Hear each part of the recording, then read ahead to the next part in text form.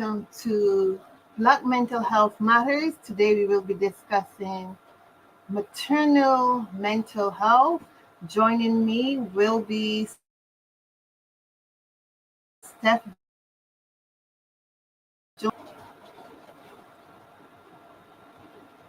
Good morning, Steph, and good morning, Terry.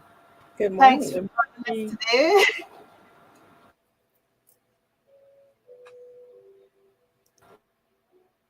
To tell me and the audience a bit about yourself. I'm going to start with Steph first.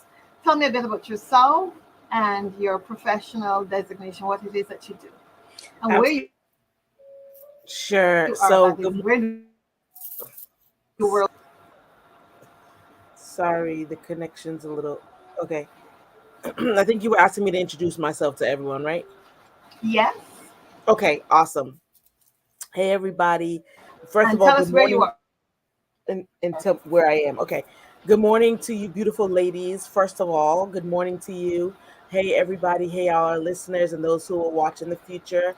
My name is Steph Jones. I'm a marriage and family therapist and a mindfulness life coach and a minister. So, all those things rolled into one creates a very interesting mix. I am based in Boston, Massachusetts, where it's getting cold and hot at the same time. So, that's a whole different topic. But, I really work with people who need to kind of rewire or rework their brains based on traumatic things that have happened. So, like childhood trauma, mindfulness helps them to kind of reshape or kind of redo what has already been done.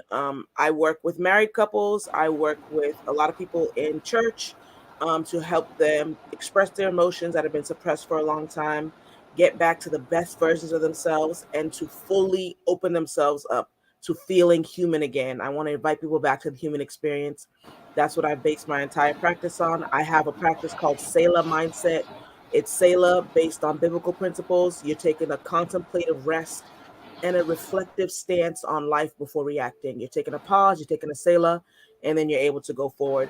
So that's who I am. Happy and excited to talk about this topic today. Love the mamas. Go mamas. Thank you so much, Steph. And now, Terry, Good morning, everyone, and good morning, tell us beautiful where ladies. you're. Absolutely. My name is Terry Floyd. I am from Little Rock, Arkansas. That's where I am. I am a behavioral scientist as well as a parent educator, a certified mental health educator, and a mindset journal coach. I am excited and looking forward to being here and into this discussion of topic today about Black maternal mental health.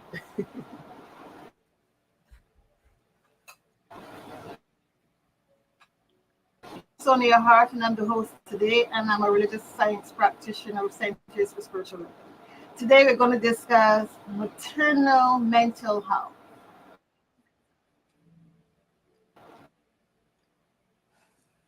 Question first to Steph. What does maternal mental health mean to you, and why is it important? Yeah, so I'll preface it by saying that I have never birthed any biological children, but I have mothered many. Okay, I have mothered many. I currently work in a school of 9th through 12th graders as a school counselor, worked in education all my life, worked with children all my life, right? Maternal mental health to me is um, really exploring why mothers are so important. Like, mothers are the pillars of the neighborhood, of the community, right? And when I was thinking of these questions, I remembered a very hard place in American society. It was recent, it was in 2020 when George Floyd had the knee on his neck. Who did he call for? He called for his mother. He called for his mom. He was with someone. He has a dad. He has daughters, and he called for his mom. And so that made me really realize mothers are the pillars of the community. And focusing on maternal mental health is making sure that mothers have a space to freely express themselves, that their experiences aren't undermined or undercut, right? That we're not negating what mothers are going through because we don't understand it. And making sure that there are safe spaces for moms to share, even sharing hard things like, man, my kids are annoying me today. You have to find a safe space to say that, right? Until you can move on. Maternal mental health is so important because it allows moms to empty themselves of how full they get, and then be able to take on more, because motherhood is never ending. It's a 24/7, 365. Shoot, I'll say 367 or three, whatever the highest amount is, it's never ending. And so maternal mental health is that ability in that space to provide mothers with the chance to just breathe and relax and be human, and then separate and then come back to take on more, because mothers have to take on so much. That's what it means to me. Thank you so much. Statement off of that was not on my list of questions to ask today. And that is because normally when you hear maternal mental health, you think in terms of that period about my children are annoying me today. It seems as though it goes beyond just that newborn stage, that it goes right up maybe to when your children have moved out. It seems as though it goes Right. all the way until you say, I've had enough, I'm done.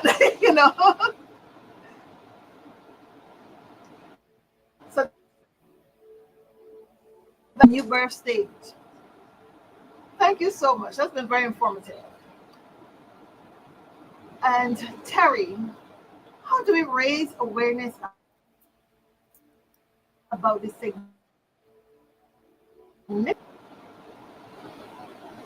Um, the question is the how can we raise awareness about the significance of maternal mental health? That's the one we're asking, right? Correct. We can raise awareness by having the discussion, even with utilizing platforms like this. It's definitely important to talk about maternal mental health because it's important. Distributing awareness materials as well as posters, anything, if there's any type of drives that we have in our communities, where we're advocating and talking about the importance of maternal mental health, because just like we are aware about the struggles that we encounter, that moms encounter even in the hospital when they're delivering their children, also knowing the importance about how mental health truly matters, and it even with the mom's mental health, it impacts that baby that's inside of them while they're bringing this baby into life, as well as even after. Just having the conversations and raising the awareness to know, to let everyone know that whatever, just like we encourage them, like make sure you're eating the good foods because you're feeding your baby, that also goes into play for your mental health as well. Whatever you are impacting, whatever you're receiving, whether it's music, television shows, how you're having your relationships with other people, that also plays a part into our children, the babies that are in our stomachs, as well as the maternal mental health.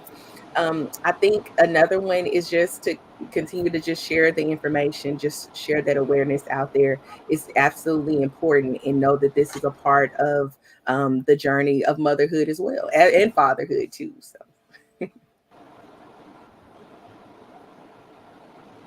Thank you so much, Terry. Now, either of you can answer this question. What are some common challenges that mothers face their mental Um, health during pregnancy and after childbirth? Absolutely. I'll just jump in. I don't know, Steph, if you want to answer. Okay. Well, definitely included with the maternal mental health, you have the postpartum, prepartum depression, anxiety. Even there's moms that also have mental health disorders they were already dealing with even before pregnancy. Even grief. A lot of times we think about grief, a loss of a loved one, but even at the same time, as maternal, this is a new normal that they're experiencing. And so this is, sometimes we're grieving that process. I am a mom to a 7-year-old. And so even with the new transition of life, as well as me stepping into a new chapter in my life, I grieve the life that I once had. And so it's like, and of course, it's a beautiful thing, but at the same time, you're having to adjust and get your mind mentally prepared for what's to come. Also, the feeling of overwhelmed, being exhausted, as well as insecure. There are moments that even during pregnancy or even after, where you have women have crying spells, a sense of sadness, as well as even feeling hopelessness, because depending on if your child comes out healthy, or you have a bout with your child experiencing days in the hospital even after delivery, there's that sense of hopelessness that you're seeing your child sick and you're unable to do anything for them. Um, Anger, irritability, there's moments of frustration because, again, mom is dealing with her emotions and feelings and trying to, again, adjust to this new normal.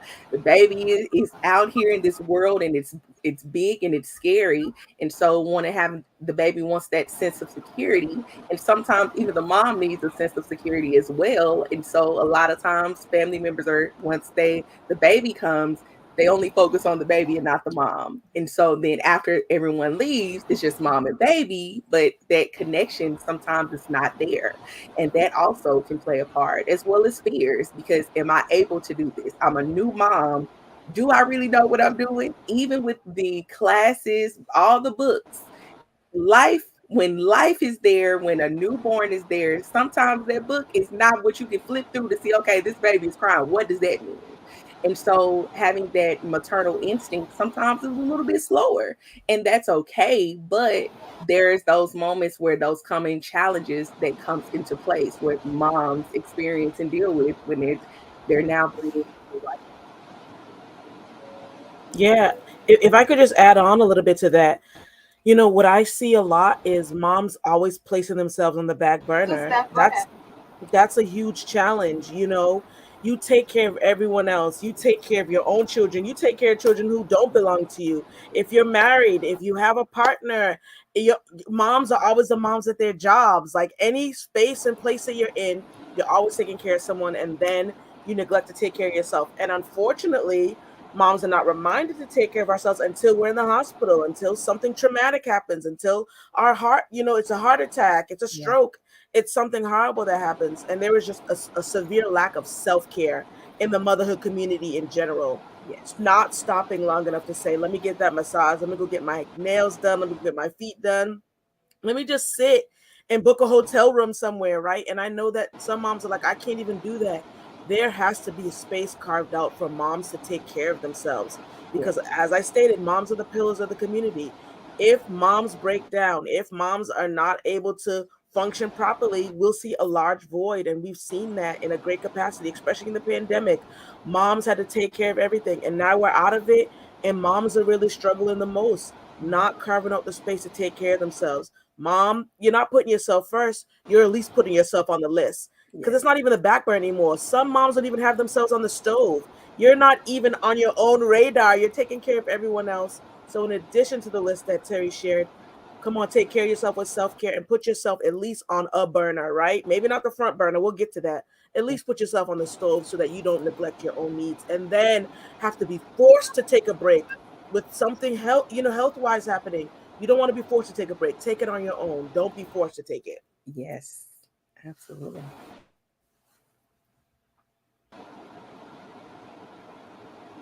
Thank you, Steph, for that. That was very, very, very powerful. Coming back to you, Terry, and listening to your response, awareness, spiritual awareness, important to mothers before they start on that journey of becoming a mother. Is that important? Is that something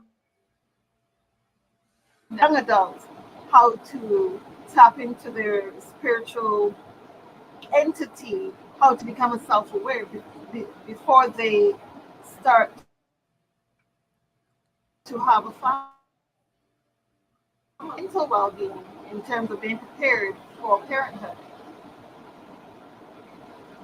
I'm sorry, can you repeat that? Was that a question? I couldn't really hear the question. It was a question pouring down. It is a question, is it important to be self-aware? Is it important to be spiritually aware before embarking on that? Seeing that we take on all these different roles, we gotta be the cook, the nurse, the referee when there's a fight breaking out somewhere with the kids. Yeah, so this is a question that I'm asking. How important is it to be self-aware, to be spiritually aware? Absolutely. It is very, very, very important. Just like what Steph mentioned in regards to the importance of self care. And even when I highlighted kind of the challenges that mothers experience, it's if you need to have that foundation of having that self awareness as well as even the spiritual journey. Whether you go to church, whatever your spiritual practice is, it's definitely important to have that foundation within that. I'm a preacher's kid, so I was born and raised in the church and still have a relationship with God myself. And so even with me, in my journey, like I stated, I mentioned about I went through a bout of grief and even postpartum depression. And the foundation of having that support system as well as my spiritual journey and the relationship with God helped me, as well as going to therapy because I did both. It definitely played a part, and it was important to make sure that I was being the best person that I can be. And by me having that self awareness, I was able to kind of catch it on the front end and get the help in the Mm-hmm. beginning of what I needed to do to be the best mom and the best person for myself, for my son.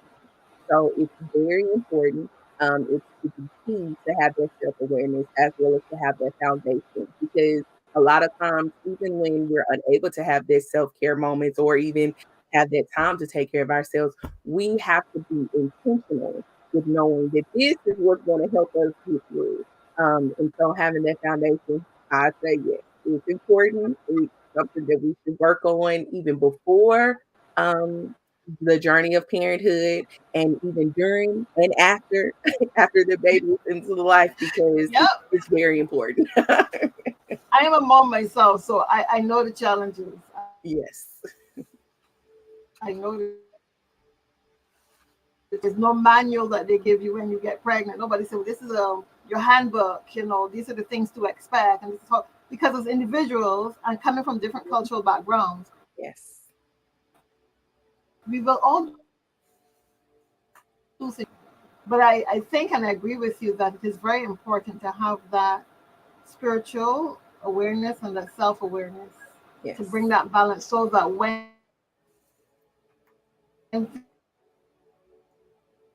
things I can call someone who's going to keep me grounded in my faith so that I don't toss the baby out.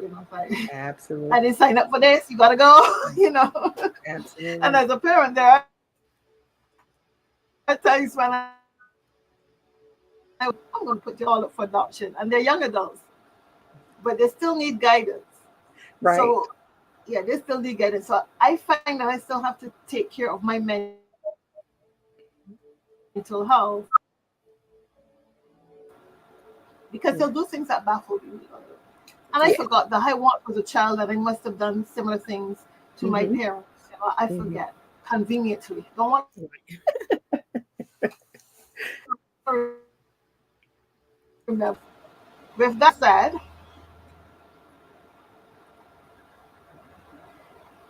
I can share a my personal confidence, I can share a personal experience yes, even with myself. Like I stated or mentioned a little bit back on the previous questions, that I did experience a bout of depression during my pregnancy as well as even after. That I even had the feelings of anger, irritability. I had crying spells while my family and support system was happy and excited.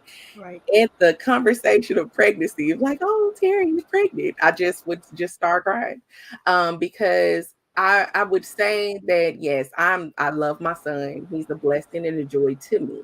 But even at that time, I was already dealing with my own things that I was trying to go through and find my identity. Had some goals that I'm trying to check off my list, and then bam, like, okay, wait, this is not the plan that I had for myself. But Jeremiah 29 and 11, it says, for I know the plans I have for you, plans to prosper you and not to harm you. And so, even with that, this was still a part of my story and a part of my journey. Um, I, I know sometimes people say that it's a little bit cliche, but even with it, on the path that I was going was a destructive path. And so, mm-hmm, even with me having the mental health background, being the behavioral scientist, I was still dealing with my own personal Mhm. struggles. And so, once my son got here, and once I realized, like, even if you don't want to get right for yourself, you have to do good for your son. And so that's when I was definitely intentional with making sure that I was going to therapy, doing the work for myself to make sure that I can heal, as well as to not pass down any more generational traumas for my son. And so, yeah, that me having that self awareness, having that foundation, um, the spiritual practices or spiritual journey, it's definitely key, and it helped me to fight through the depression, or dealing with depression, the postpartum depression, knowing who is in my village, having that support, being intentional with going to therapy, being intentional with even when I was upset and angry, but still having the conversations, and strengthening my relationship with God as well. And grieving the past me, but of learning to appreciate the journey of the new me and where I was going. And so yeah, that was kind of my personal experiences when dealing with depression and postpartum depression, by me going to therapy and speaking up, asking for help. A lot of times I'm used to doing things on my own. Yep. Had to be intentional and let my family know what I was going through, because sometimes in this community we don't want to talk about it until it's too late. And so I just let them know how I was feeling. And for the first year of my son's life, I was living at home with my parents, which I think was the best thing for me, because had we been at home by ourselves, I don't know what would have happened. But I'm grateful to was at home with them, and so they helped me to get through this process. So, and we're still here thriving. 7 years later, still Yeah. here. Steph, what about you? Yeah, Situation. sure. I think dealing with clients and family members, who are moms, I've dealt a lot with postpartum. Yes, mom guilt is big. Mom guilt is big, and then miscarriages, having to pick up yourself and get back to your regular life after losing a life, right? A baby you never got a chance to meet, depending on how far along the pregnancy was. You could have bonded with the baby. If it's 6, 7 months, if it's 5 months, there's some bonding that was there. And then to never get a chance to meet that baby, that almost destroys you, right? And so having to walk mothers back through that, having to assist family members with understanding the great amount of pain and grief that mothers are going through. And yes, fathers go through it too, but to have a baby inside of you, right? That connection, that there's no other thing to compare that to. So that's kind of what I've dealt with, allowing mothers to really express themselves to the full capacity with whatever you're going through, right? Where we're talking about grief. And I love that Terry mentioned that it's not just about, someone passing away. There's grief. You've lost your old life, right? Childless, single, whatever. And now to have to step into a new life can cause grief, can cause resentment, right? We're talking about mom feelings of resentment, Mhm. mom feelings of grief. That if those things are not dealt with, they are a stumbling block. And they're almost a barrier to you having a good life with your children. If you resent your children, if you have grief over your children being here, and if there is a guilt that you feel. Also, I've dealt with moms who think that their moms were maybe too hard on them or too harsh on them, so they're going to parent in the opposite direction of their moms. And it's a detriment to everyone in the household, right? So Mhm. you make this internal statement, this internal vow, I'm not going to be like my mom. But everything wasn't bad about your mom. And I'm just saying, right? Pick pick the meat and leave the bones. That there are some times that we have to be like our mothers. There are some instances that, call for us to be like our moms. And so if we're saying I'm not going to be like my mom, what happens is, and I've seen with clients, they turn around and they're just like their mothers. Yep.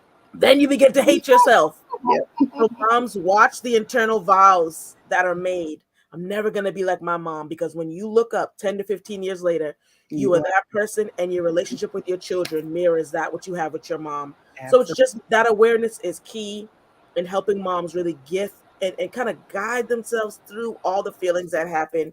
That's what I've experienced a lot of. I commend all moms for real. It's not an easy job, but I really, really recommend therapy, right? That you're finding coaching, therapy, you're allowing someone to help you navigate through the rough and choppy waters that are motherhood.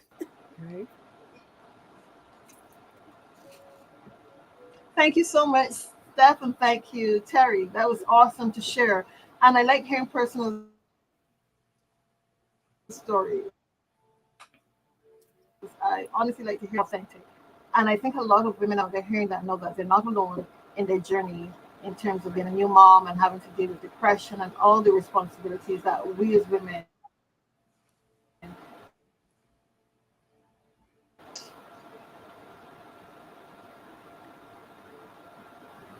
Oh, that's such a great question.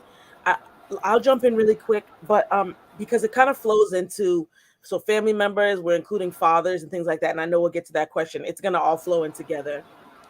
I mentioned it kind of in my opening statement.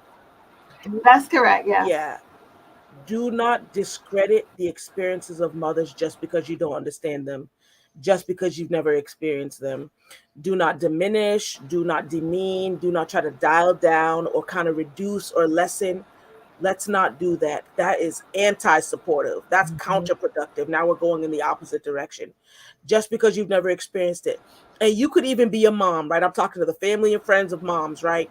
You could even be a mom yourself and you have not experienced what a certain mother has gone through. Don't discredit the journey just because your feet haven't walked the path. It's not right. And so you want to encourage the mothers in your lives, right? And moms have to support other moms. You want to Information. encourage the Very mothers in valuable. your life to take care of their mental health. That looks different for everybody. All three of us on here looks different for all of us. It could mean therapy for one. It could mean a trip to Hawaii for another. I'm just saying what I'm saying, right? It could just mean four of my girlfriends together and we're sipping a little wine and we have some drinks and we're maybe talking or we're having a Bible study. Or there's different ways to get mental health, but you want to encourage the moms in your life to take advantage of all the avenues of mental health, and you're aware of when they're cracking and breaking, right? You can notice when a mom is really at her wit's end. You can see her on the precipice, about to go over the cliff. That's the time to step in and say, "Hey, you want me to watch the kids for a second? Oh, hey, do you need a massage? Oh, hey." That's the time for us to step in. We're going back to the village. In the 70s and before, you get in trouble in the neighborhood, your mom gets you, The and neighbors. that's in the Caribbean, that's in America, that's everywhere, right?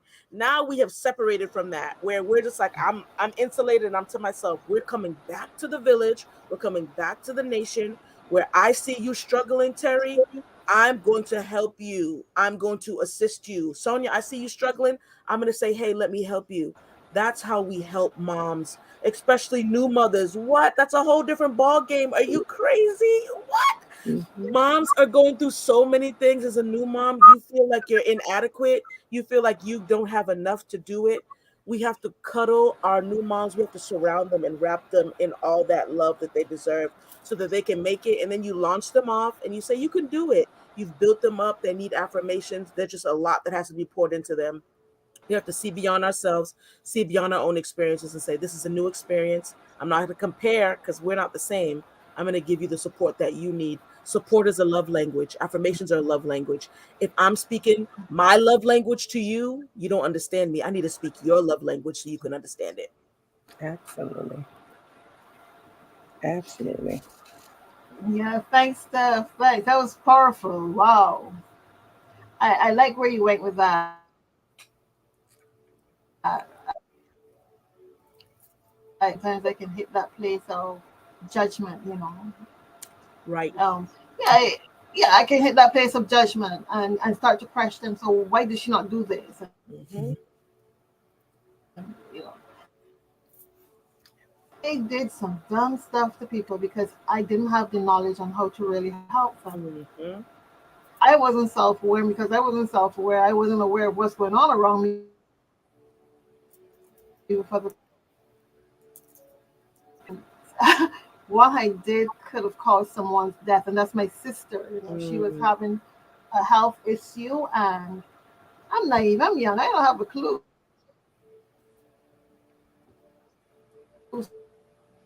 So I stand and walked out and left her. And she was actually having an asthma attack, but I was unaware, Wow. didn't know. Yeah. Yeah. Yeah, we do dumb stuff from a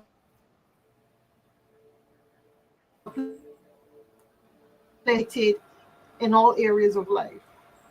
And I think sometimes we neglect to have communication. We don't talk enough. We no longer sit at the dinner table as a community.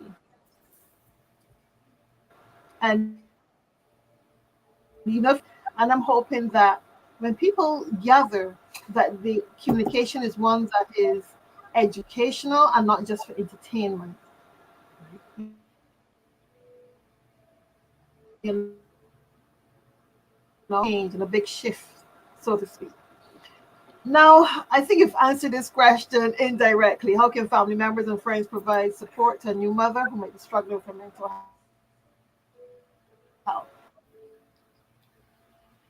The support in the church, and both of you actually, because Terry spoke about her experience, the family support, the church support. So, if you can elaborate on this a bit more, maybe talk a bit more about is struggling with her mental health.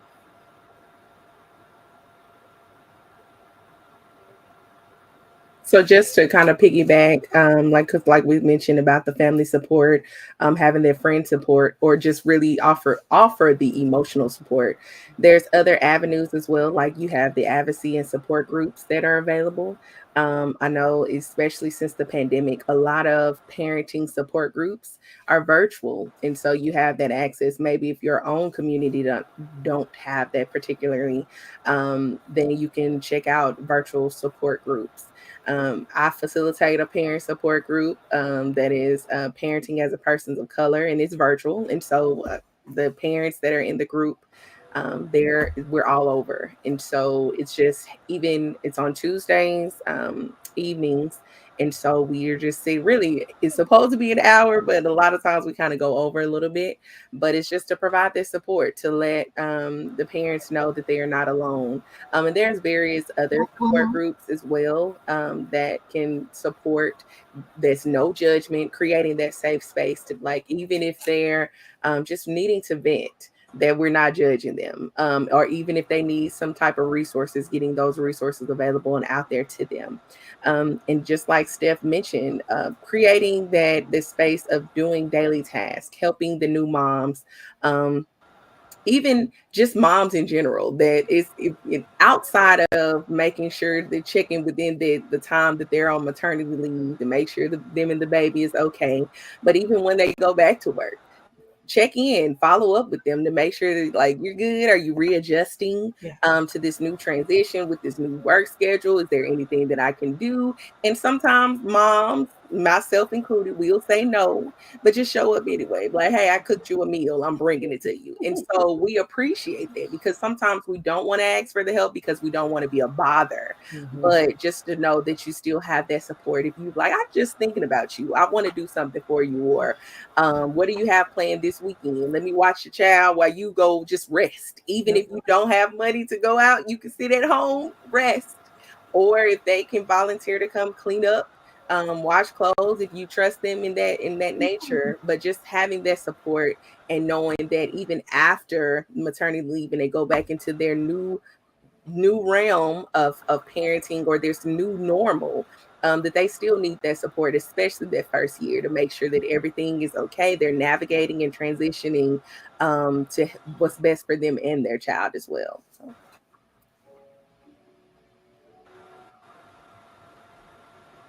I like that, Terry, that support system. And I often think that, especially here in the Caribbean, I know it still exists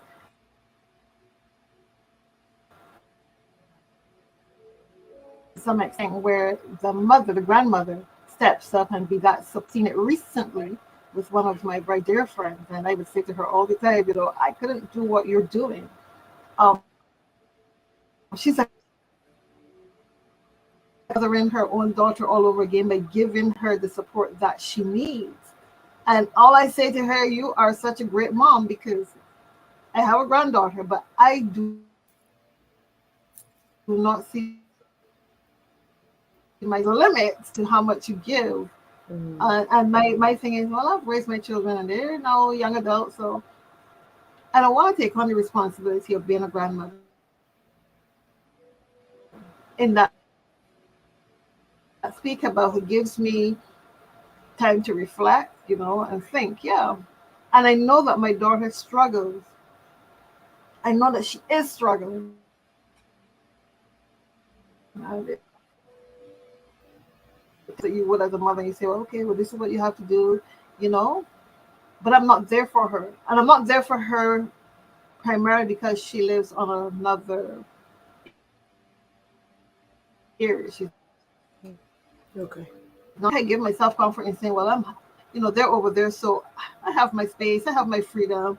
I'm not doing babysitting chores and such, But I'm there for her when she calls crying and needs that. But when compared to what the things that my friend do, my friend is like in there every step of the way, making sure that her daughter seen that. Well, with the exception of my own mom, who was there for me with my children. My mother was that second mother, and I guess coming out of that, I didn't want to do it. I still don't really want your daughter with her own children and her pregnancy and everything. And that brings us to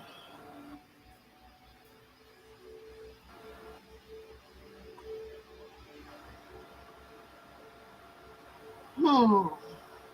I'm gonna go to question 11 on my list. Mm. How can the mental health of mothers impact the done to ensure a healthy start for both mother and child? That's big. That's I big. know, That's I big. know. Yeah, because it means that the It's mom not has that to. big that It's huge because it means that the mom has to admit that there's some mental issues going on. How many moms want to willingly do that? Not many that I know. Not many that I know want to willingly admit that there's a mental issue going on. And so what we see I in don't our want kids, to see me cry. right? No one wants to be categorized as mentally ill. No one wants that stigma. And don't even talk about being in the church and having mental illness. Oh my. You got the devil in you. There's a lot of things that could go on, right? You need to cast out, you need to be delivered. So there's a lot of things that make mothers say, I'm not going to admit to this mental illness, which is a huge detriment to all the generations following, right? Right. Where you are not displaying healthy ways of being, right? And so kudos to the moms who actually admit that they need mental help. Not that you're mentally insane, but that you just need some assistance, right? That you're talking about the mental wellness of yourself and you're looking at it and it's not where it should be until you're taking the steps, right? That's the greatest love you can give to your children and to their children's children and to their children's children, right? Yes. That's generational wealth that we're talking about. Mentally well mothers who are admitting that there's something going on. I notice there's a little bit of an imbalance. I'm reacting a little quicker, a little harsher than I want to. Maybe I am taking on some of the characteristics of my mom or my grandmother or my aunties or these people who have shaped how I am. And maybe their mental illness has been undiagnosed, but the buck is going to stop with me, right? The barrier is going to stop here, that I am not going to allow this to pass down to the generations, right? And so we're talking about being a generational curse breaker now. And I'm not shifting this to any place that it doesn't need to go. If we're saying that I'm a mom and I want my children to be the best, yes, it's great to pass down inheritance, right? Physical inheritance. We're talking about houses and all type of land and property. But I think the most important asset that you can pass down in your will is a healthy mental coping style, because it's great to have all these physical things. You can have all the money in the world. We see celebrities who are so rich but mentally ill and they're mentally deficient. So if you're taking a stance as a mom and you're saying, I'm going to get help, I'm going to really see someone, I'm going to talk to someone, I'm going to explore what it looks like for me to be mentally well, you're setting yourself up, and more importantly your children up for major future success. You want to make sure that you're starting off the journey. And then you say, well, okay, my children are maybe young adults, and maybe they're 10, maybe they're 15. It's never too late, right? The goal is to start looking at your mental wealth. And that's what I started calling it, right? Where I'm mixing wellness with health. You talk about the mental wealth. A lot of people are in bankruptcy when we're talking about being mentally wealthy. And so as a mom, you want to say, if I didn't get the chance to start when my child was a baby, then I'm going to take the steps now. I'm seeing this broadcast and I'm taking the steps now the alarm is being sounded. Oh, I'm seeing that I'm maybe not in the right space. I'm taking the courage and I'm taking the necessary steps to get mentally well so I don't traumatize my children. Therapists are the only people who want to be fired. Fire us, let us go, right? We want to see you as clients, but we don't want to see you for the rest of our lives. And we don't want to see you for the rest of your lives either. We want you to know that you have the steps inside of you to say, great. So I see moms, and after a while, I want you to say, you know what? I think I'm good. And I think you've given me enough. I think I found inside myself all the necessary steps for me to be a great mother. And I like to help mothers right in their homes, right? So we're talking about in-home assistance, where I model the behavior that you want. If a Mm-hmm. child is acting in a certain way, right, I will speak to them in a certain way. I'm not yelling, I'm not cussing at you, I'm not saying anything demeaning or demoralizing, but there's a certain tone, there's a certain thing that you need to do. And so therapists sometimes have to model that behavior, or family members have to model the behavior that you want to see and that you want mothers to do. It is a courageous step to work on your mental health, mama. It's not one of weakness. You shouldn't be ashamed. There should be no guilt. You are taking the necessary steps to give your children a great inheritance of Absolutely. mental wellness. Yes. Well, Yes.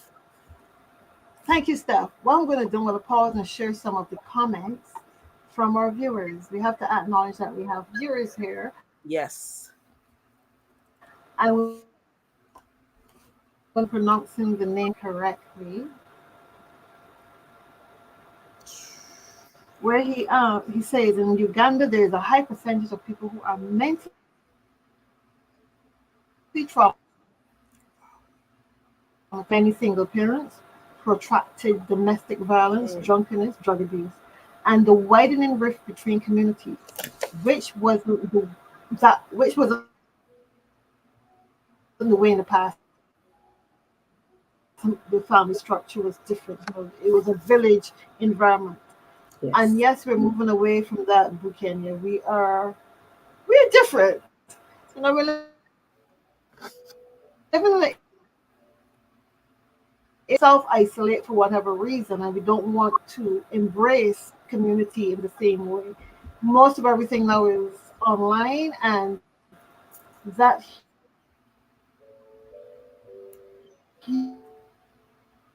personal touch is missing. I'm going to ask Terry to maybe share her views on this statement. I definitely agree with this statement that was just mentioned, as well as even the statement that you added on to it about the struggles with the village. I personally believe the importance and know, I think, as we kind of mentioned today in today's show, the importance of a village, the importance of having support. I am a single parent, so it's just me raising my son by myself. But thankfully, I do have a village of family members, my parents, my brother, aunts and uncles, even friends that also assist and aid with the development and growth for myself as a parent as well as for my son. They provide that support that I need. And I'm learning again, like I stated, because sometimes we don't want to talk about it. And so it's important to talk about it. There's strength in even speaking up. Pride can get us in trouble a lot of times. And Yes. so by speaking up and stating what it is that I need, by me modeling that behavior, my son also sees me making sure that I'm being intentional with taking care of myself, as well as helping him and letting him know that it is okay to speak up, ask for questions, or ask for help. Um, but yeah, it's important that we have that village. We have to get back into that space of not just thinking that we have to be isolated and do things on our own. It showed even with the pandemic when we had to be isolated and how a lot of people struggled. And Mm-hmm. so by being isolated in your home, not being able to interact and have the connections with outside world or your family members that you once had, we had to be creative and find new ways. But that did expose a lot of things to show that people were truly struggling and more than what they were putting on. And so, like, of course, we had to have masks on when we went outside, but the mask of revealing or unmasking our true selves, true authentic selves, showed up. And Absolutely. so that showed that we cannot do this alone, that we do need other people. And it was not designed for us to be alone. It was designed for us to have the connections and have the partnership to work together. And so until I think we're slowly getting back to that space of knowing the importance of support, the importance of creating your village, and you have to be intentional with knowing what your village looks like. Mm, Sometimes we don't have the family members or friends, but creating that space to create those people that you have made your family and created in your village is absolutely important. That's the only way we all truly can thrive, because we no longer can, we individually we can work on ourselves, true enough, but the true way that we can thrive and continue to grow as a community is by working together, by having that village, by having that support, by collaborating. And that's what's important. Like, we do our part, but we also collaborate, and we all can thrive and win together. So it's definitely important. Like kind of what that statement said, Bukenya mentioned, as well as what we've discussed in the show, the importance of having that village, having that support, working with each other, creating that safe space, making sure this non-judgmental, and even with your experiences being a mom, and to a new mom, be open and understanding where they're coming from. Put yourself in their shoes to see where they are before you just provide some type of advice.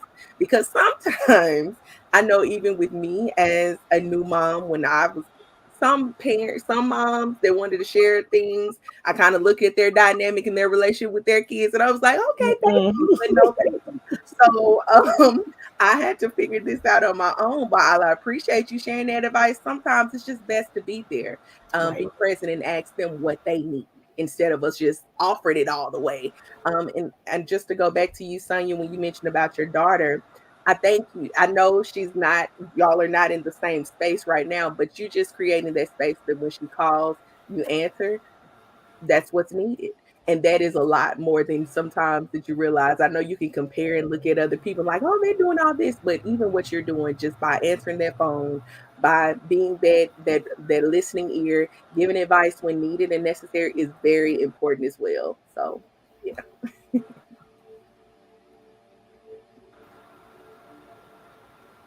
Thank you so much.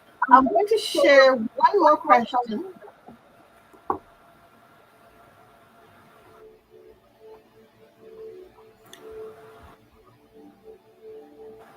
Do you have any statistics on mental health issues? In any particular ones, or is it related to kind of the maternal mental health? Related to Blacks, mental Um, health issues, Blacks.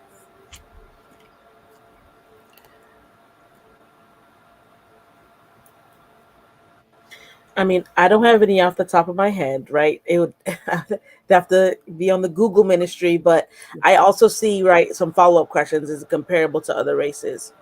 And just from what I'm noticing and seeing, we're taking into context the pandemic, we're taking into context systemic racism everywhere. We are tipping the scale at the mental health issues, maternally, and just as a culture in general. And depending on where you are in the world, it's worse. It's a lot worse as we see in America, as it is in other countries. And so, if we're comparing it to other races, and let's bring it back to the maternal space, right? Depending on your social economical status, you could have two nannies to help with your children.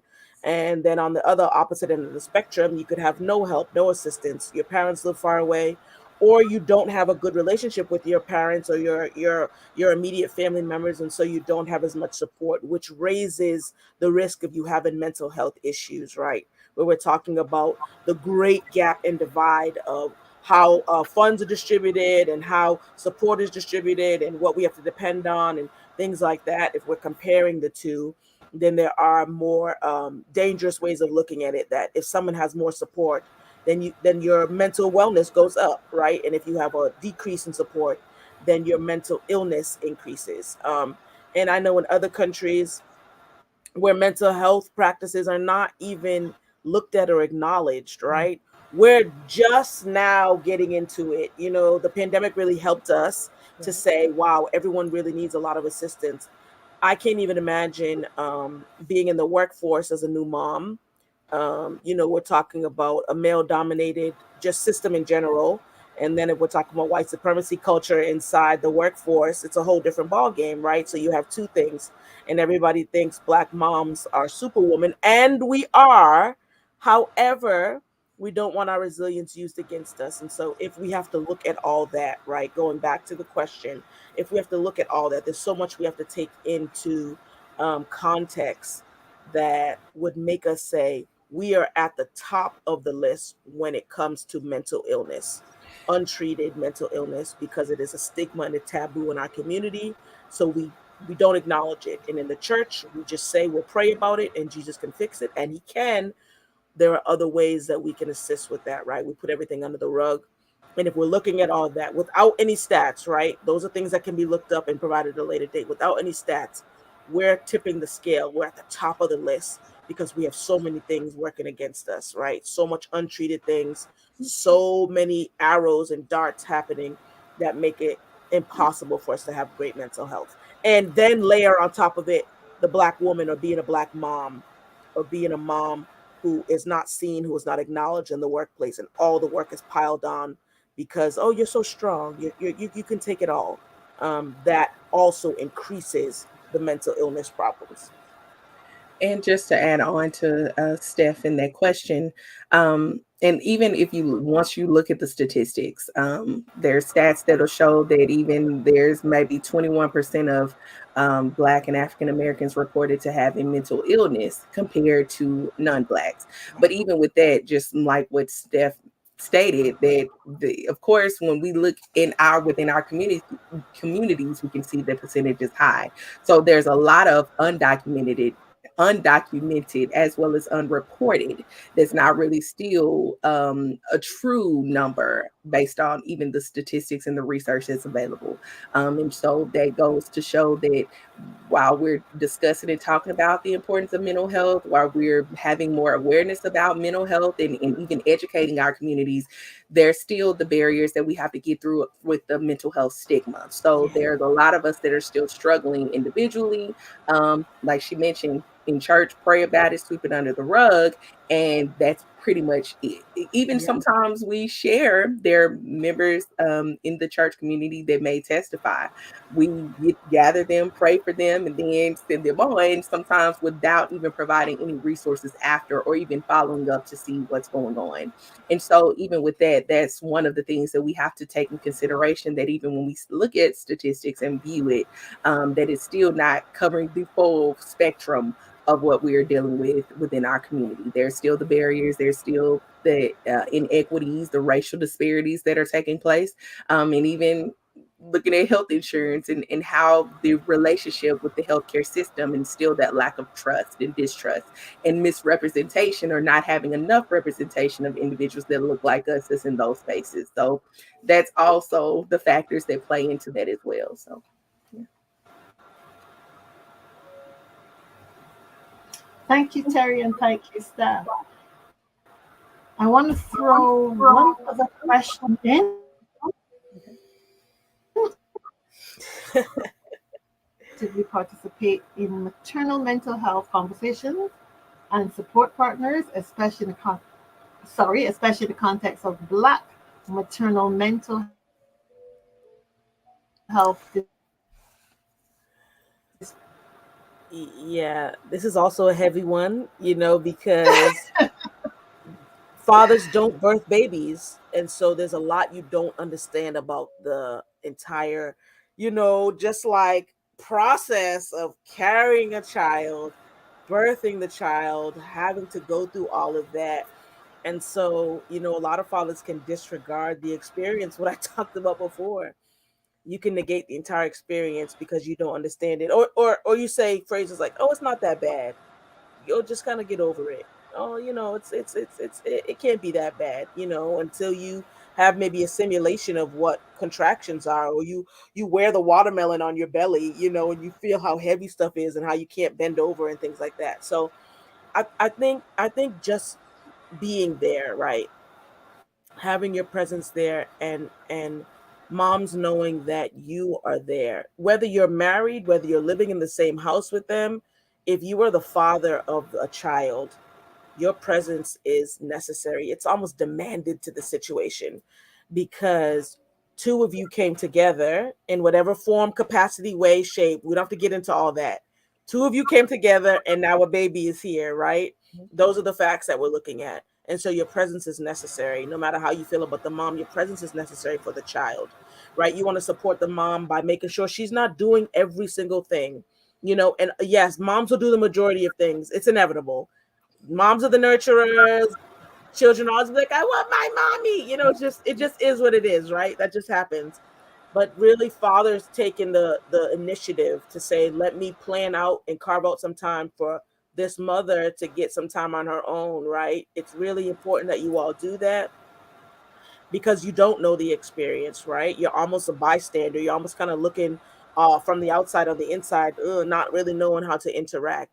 Be there, be present, be aware. Don't discredit. Again, don't diminish or dismiss anything. Just take your time and be careful of what you say, right? Where a mother is going through certain things, you want to be an active participant in her mental health, right? You want to be there for the child, because making sure the mother of your child is mentally well benefits your child. You're sowing into your child. You're investing into your child. Put stock into the mom. You put stock into your child. You make sure that your child is being raised in a home where there is no things going on, that the mother is able to flow and focus and all that.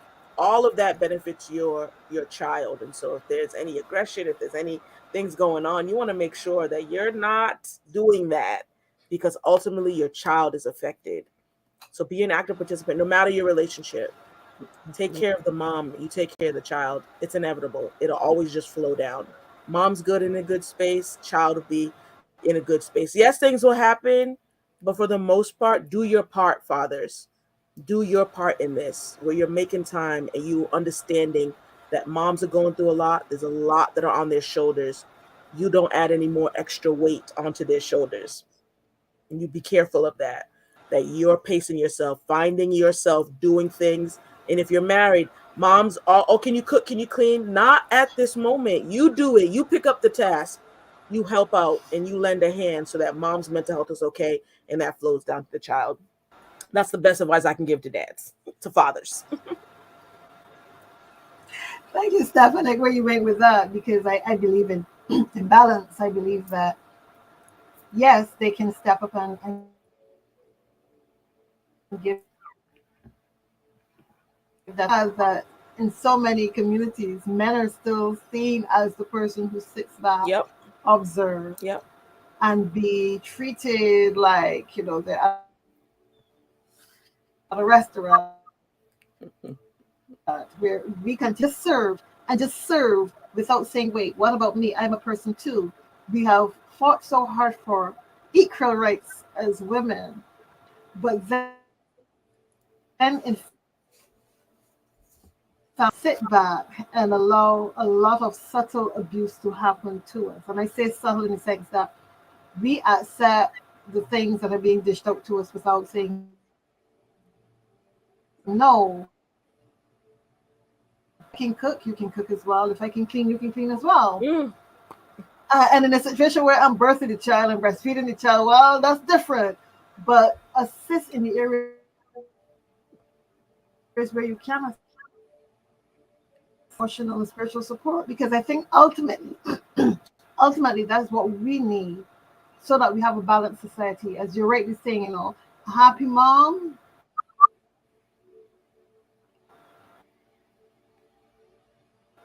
she will vibrate at that level Right. where she can Mm-hmm. give that back to her child, to her community, to anyone who comes into her space.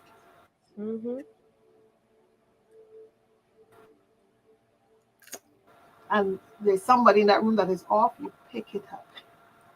That's how energy flows. You just pick it up. Yeah. It's at this stage I want to say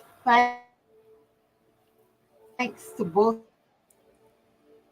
of you. An amazing discussion. 1 hour does not do justice for this No. subject, because there's so many No. other questions that have come come up because I don't remember who said this to me, but I know he was Muslim, and he said to me that the education of the females brings prosperity to our own communities. If we Yes. can go out and start those little circles where we're talking to women about their mental health and we're Yeah. including the males, we're including the males because parenting is not one person. Parenting involves two people Mhm. essentially, and I think that young men and older men too need to be educated. The moment that we say, I'm getting involved with you, I'm going to love you, to the moment that we conceive for you and we give birth to your children. I think men need to understand what we're going through. And the only way to do that is we'll come together in our little feminine circles and discuss and support each other. Mhm. Absolutely. But I believe in balance. I Absolutely. believe in balance. You have to have that male female that will continue on its merry way doing what we've been doing for the last couple of years, having single parents where the mom is the only person in the home supporting Yep. herself. And I'm going to share this because for me, this has been an experience where I got pregnant when I was very young. I was a teenage mom. And when I reflected on that, it was one of the best things that happened to me because it made me grow up really quick. But then I was not able, because I didn't know myself, I wasn't self aware in any form or fashion. I was not able to give that to my eldest children. Before you start to make a family, make sure that you've established certain things for yourself. And that is being self Mm. aware, that's Mhm. having your career on track, and Mhm. that's how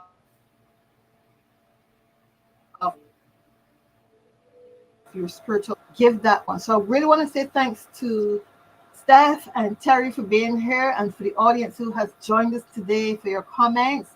This has been an amazing show, and I hope workshops and circles where we can discuss this and bring the men on board. If you leave Yes. them out the loop, We need it's, everyone. yeah, we have to bring them on board. Yes. Thank you so much. Have a until. Thank you. Thank you. Bye. Bye bye.